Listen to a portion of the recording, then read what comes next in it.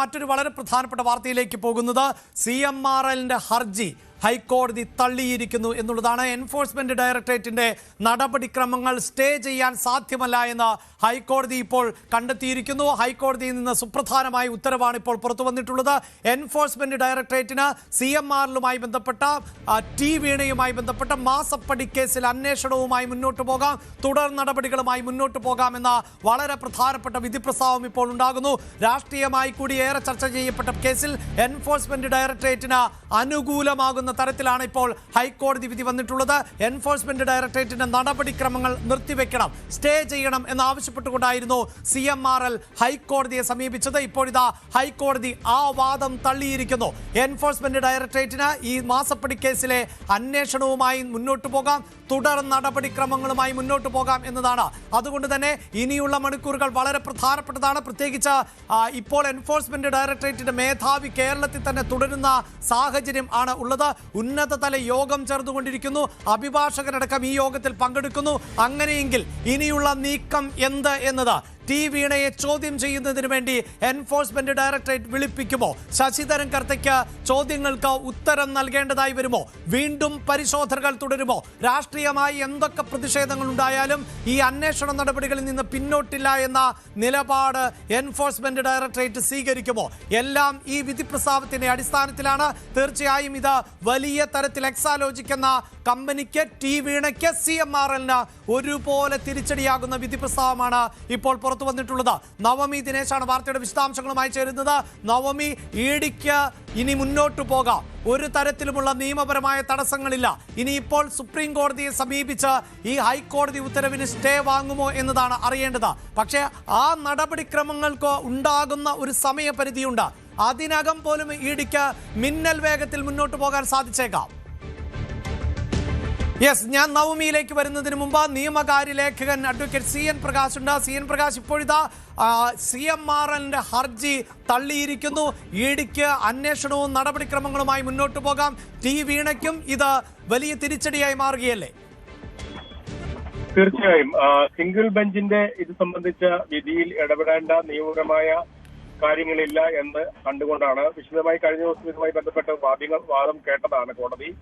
Division bench justice Raja Vijayaraghavan അധ്യക്ഷനായിട്ടുള്ള division bench ഇപ്പോൾ ഇതിൽ ഇടപെടാതെ CMRLന്റെ ഹർജി തള്ളിയിരിക്കുകയാണ്. നേരത്തെ സിംഗിൾ ബെഞ്ച് ഉത്തരവിനെതിരെയാണ് Kochi minerals and rutile limited CMRL ഹൈക്കോടതി ഡിവിഷൻ ബെഞ്ചിനെ സമീപിച്ചത്. നമുക്കറിയാം, മാസപ്പടി കേസിൽ എൻഫോഴ്സ്മെന്റ് ഡയറക്ടറേറ്റിന്റെ അന്വേഷണം തുടരുന്നതുമായി ബന്ധപ്പെട്ടാണ്. അത് തടയണമെന്നാവശ്യപ്പെട്ടാണ് CMR ഹൈക്കോടതി സിംഗിൾ ബെഞ്ചിനെ സമീപിച്ചത്. സിംഗിൾ ബെഞ്ചിൽ നിന്നും അത് തുടരാമെന്ന അനുകൂല വിധിയാണ് ഉണ്ടായത്. ഇതിനെതിരെയാണ് ഇപ്പോൾ ഡിവിഷൻ ബെഞ്ചിൽ ഹർജി നൽകിയത്.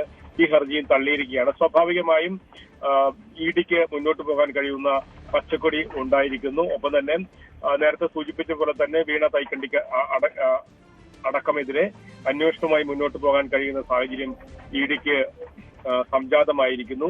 ഇഡി അന്വേഷണം ഉടൻ തടയണമെന്നും സിംഗിൾ ബെഞ്ച് ഉത്തരവ് റദ്ദാക്കണമെന്നുമായിരുന്നു ഹർജിയിലെ പ്രധാനപ്പെട്ട ആവശ്യം. കേസിൽ നിലവിൽ സീരിയസ് ഫ്രോഡ് ഇൻവെസ്റ്റിഗേഷൻ ഓഫീസ് SFIOയുടെ അന്വേഷണം നടക്കുന്നുണ്ട്. അതുകൊണ്ട് ഈ സാഹചര്യത്തിൽ ഇഡിയുടെ സമാന്തരമായിട്ടുള്ള ഒരു അന്വേഷണം നിയമവിരുദ്ധമാണ് എന്നായിരുന്നു CMRL പ്രധാനമായും ഈ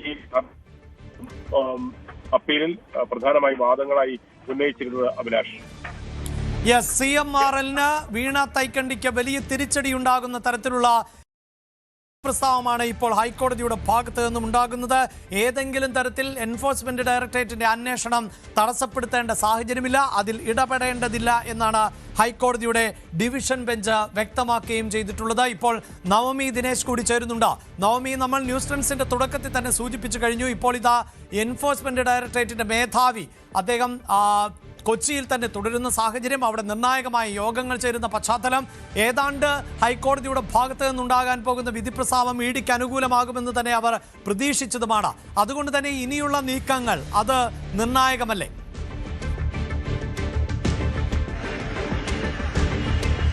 അഭിലാഷ്, അല്പസമയത്തിനുള്ളിൽ തന്നെ ഇ.ഡി. ഡയറക്ടർ രാഹുൽ നവീൻ കൊച്ചിയിലെ ഇ.ഡി. ഓഫീസിലേക്ക് എത്തും. അദ്ദേഹം താജ് വിവാന്തയിലാണ് താമസിക്കുന്നത്. അവിടെ നിന്നും ഇ.ഡി. ഓഫീസിലേക്ക് പുറപ്പെട്ടിട്ടുണ്ട്. അദ്ദേഹം കാത്തിരിക്കുകയായിരുന്നു ഈ ഒരു വിധിക്ക് വേണ്ടി. വിധി വന്നതിന് ശേഷം തുടർ നടപടികൾ സ്വീകരിക്കാമെന്നാണ് ഇ.ഡി. ഉദ്യോഗസ്ഥർ തീരുമാനിച്ചിരുന്നത്. എന്തായാലും ആ വിധി അനുകൂലമാകുമെന്ന ഒരു പ്രതീക്ഷയും ഇ.ഡി. ഉദ്യോഗസ്ഥർക്കുണ്ടായിരുന്നു. ആ വിധി അനുകൂലമായിരിക്കുകയാണ്. അന്വേഷണത്തിന് യാതൊരു തടസ്സവുമില്ല. അന്വേഷണം നടക്കട്ടെ. സിംഗിൾ ബെഞ്ചിന്റെ ഉത്തരവ് ഡിവിഷൻ ബെഞ്ചും ശരിവെക്കുന്ന ഒരു സാഹചര്യത്തിലേക്ക് എത്തി നിൽക്കുമ്പോൾ ഇനി നമുക്കറിയേണ്ടത് എന്തായിരിക്കും ഇ.ഡി. ഉദ്യോഗസ്ഥരുടെ അടുത്ത നടപടി എന്നത്. എന്നാണ് വീണ വിജയനെയും ശശിധരൻ കർത്തയെയും മകനെയും ചോദ്യം ചെയ്യാൻ വിളിപ്പിക്കുക എന്നതാണ്. അദ്ദേഹത്തെ സ്വീകരിക്കുന്നതിന് വേണ്ടി ഇ.ഡി. ഉദ്യോഗസ്ഥരും പുറത്തു നിൽക്കുന്ന ദൃശ്യങ്ങളാണ് നമ്മൾ കാണുന്നത്. പോലീസുകാരുണ്ട്. ഏതെങ്കിലും തരത്തിലുള്ള ഒരു സുരക്ഷാ വീഴ്ച ഉണ്ടാകാതിരിക്കാൻ തന്നെ പ്രത്യേകിച്ച് പോലീസിന്റെയും ഒരു സാന്നിധ്യം ഇവിടെയുണ്ട്. ബാരിക്കേഡുണ്ട്.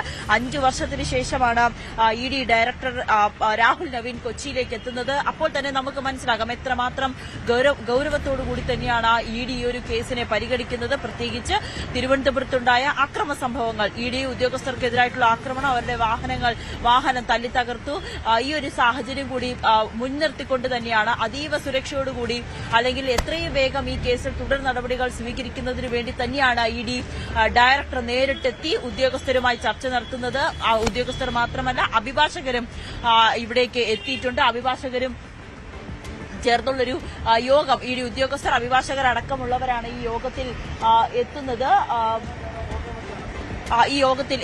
എന്തായാലും തീർച്ചയായും നവമി സൂചിപ്പിക്കുന്ന പോലെ തന്നെ വളരെ പ്രധാനപ്പെട്ട യോഗം ആണ് ചേരാൻ പോകുന്നത്. ഇതിൽ നവമി നമുക്ക് എടുത്തു പറയേണ്ടത് ഈ CMRL പലതവണയായി പല കോടതികളെ അടക്കം സമീപിച്ച പശ്ചാത്തലമുണ്ടാകുന്നു. SFIയുടെ അന്വേഷണത്തിൽ അടക്കം തടയിടുന്നതിന് വേണ്ടി ഡൽഹി ഹൈക്കോടതിയെ ഉൾപ്പെടെ സമീപിച്ച സാഹചര്യം ഉണ്ടാകുന്നു. അങ്ങനെ കേന്ദ്ര ഏജൻസികളുടെ അന്വേഷണം വഴിമുടക്കുന്നതിന് വേണ്ടി പല തവണയായി കോടതികളെ സമീപിച്ച പശ്ചാത്തലം ആണ് ഉള്ളത്. അത് ഇ.ഡിക്കും കൃത്യമായി ബോധ്യമുള്ളതാണ്. നമ്മുടെ നിയമ സംവിധാനങ്ങൾ അനുസരിച്ച് അങ്ങനെ പരാതി നൽകുവാൻ എല്ലാവർക്കും അവകാശമുണ്ട്. കോടതിയുടെ ഭാഗത്ത് പരാതി ലഭിക്കുമ്പോൾ പ്രാഥമികമായി അതിൽ വാദപ്രതിവാദങ്ങൾ ഉണ്ടാകേണ്ടതുണ്ട്.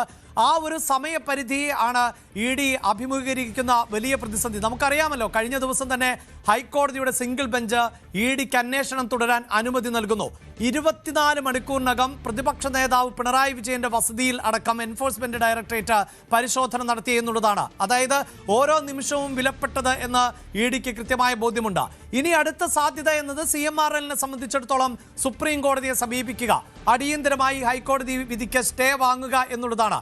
ആ സമയപരിധിക്കുള്ളിൽ നിന്നുകൊണ്ട് എന്തൊക്കെ ചെയ്യാൻ സാധിക്കുമെന്നത് ഇ.ഡിയെ സംബന്ധിച്ചിടത്തോളം വളരെ പ്രധാനപ്പെട്ടതല്ലേ. ഒരുപക്ഷെ ഈ മണിക്കൂറുകൾക്ക് ഉള്ളിൽ തന്നെ നിർണായകമായ നീക്കങ്ങൾ ഇ.ഡിയുടെ ഭാഗത്ത് നിന്ന് ഉണ്ടായേക്കാം.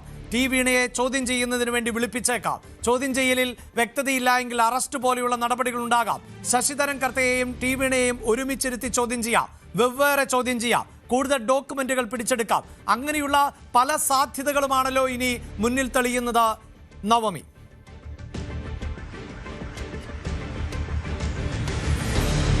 അതെ അഭിലാഷ്, ഇനി ഇ.ഡി. ഉദ്യോഗസ്ഥരെ സംബന്ധിച്ച് അവർ ഏറ്റവും പ്രധാനമായും നോക്കുന്നത് വീണ വിജയനെ എന്ന് ചോദ്യം ചെയ്യാൻ വിളിപ്പിക്കാം എന്നത് തന്നെയാണ്. വീണ വിജയനെ മാത്രമല്ല മറ്റ് ശശിധരൻ കർത്തി ആയിക്കോട്ടെ, ശശിധരൻ കർത്തിയുടെ മകനെ ആയിക്കോട്ടെ, ഇവരെല്ലാം ചോദ്യം ചെയ്യാൻ വിളിപ്പിക്കുക.